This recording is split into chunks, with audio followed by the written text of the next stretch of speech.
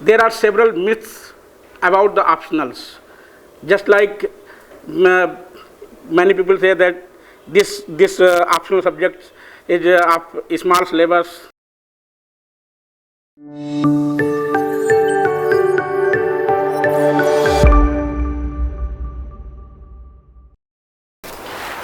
Good evening, everyone. Sir already told about optional subject, what parameters are required to choose any optional subject, and one thing I also include in the views of sir, that optional is just like marriage. Correct. It is, before selecting any optional, you have to be very careful about that optional, whether you can survive with that optional or not. Once you opted, you cannot leave it. Remember this thing. If you think that after 2 years, after 3 years you can leave it, it is not very easy. Just like once you married, divorce is not possible as per Hindu law generally. Whether you like or you do not like, you have to survive with that. Same thing is with optional subject.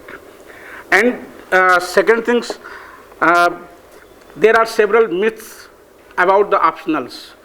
Just like many people say that this optional subject is of small syllabus. The syllabus of the particular option is very vast.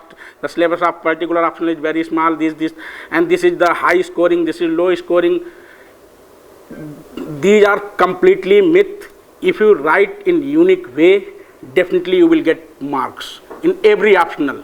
If you do not like in unique way, you will not get marks, whether the easy optional or tough optional. Nothing is easy, nothing is difficult. If you are having interest in that optional, you can get good marks.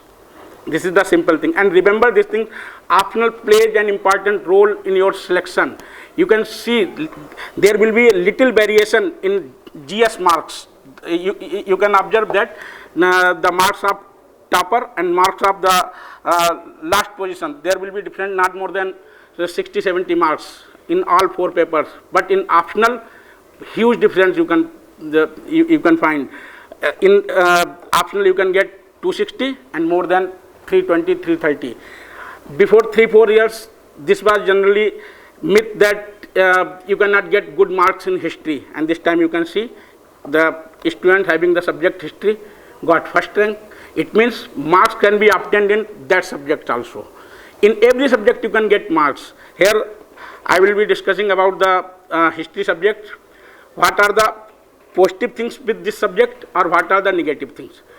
And see, history is only subject which is compulsory. You have to read whether you like or you do not like. 70% of history optional you have to read for GS purpose. Whether if you are ready to prepare this examination, if you want to clear this examination, 70% of history you have to read willingly or not willingly. You have to read. You cannot say that I can leave it.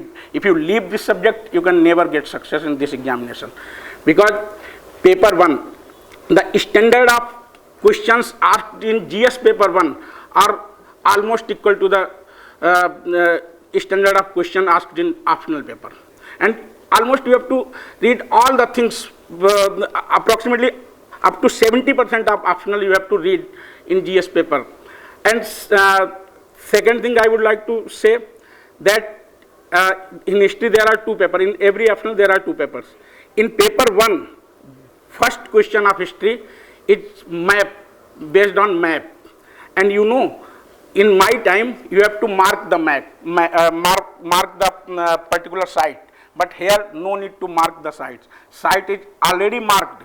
You have to just identify the sites. And you know, 20 sites are there. You have to mark 20 sites. Definitely you can get more than 40 marks out of 50 in question 1. If you prepare 250 sites and you can wrote even all 250 sites, there are no more than 250 sites are in syllabus. So within 10 minutes, even less than 10 minutes, you can get 42, 43 marks out of 50. In any of optional, you cannot get more than 40 marks within 10 minutes. Otherwise, you have to write at least half an hour. Then still you will get 30, 32, 33 marks, not more than that. So this is the positive things. However, there are many things negative also in the history subject, but those are the myths. Generally, people think that there are many facts, you have to write all the facts. There are many dates.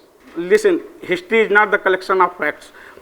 History is just all about your interpretation, your understanding about the past and how you implement those things in present days. And for example,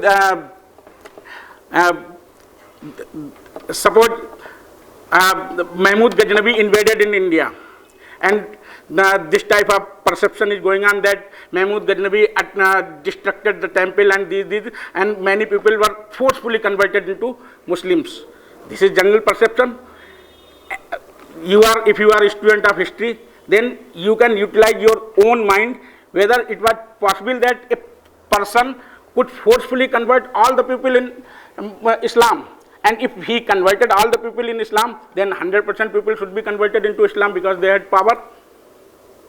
But they could not convert. And you know, 2 Hindus were also recruited in army of Mahmud Ghaznavi. It means, here I want to say that history makes you rational person. If you use your mind rationally, you can interpret the things. And if you write in exam in unique way, definitely you can get marks. And remember that all of you should make your own notes. Remember, your notes are your own arms, your weapons. You cannot win in any battle with the help of others' arms. Just like Pakistan. Pakistan is taking arms from America, and Pakistan is thinking to get success in any battlefield. He cannot get. So prepare your own notes. Remember that your notes are your own treasury. And language of your notes would be your own language. You can easily understand. And another things I would like to share, that 3-4 things are there. First, reading. Second, writing. And third, listening. Among of these 3, you can get maximum things from listening. If you are reading, you can get only 30-40%. But if you are writing that things, you can get more than 60%. But if you are discussing the particular topic, you can get 90%, more than 90%.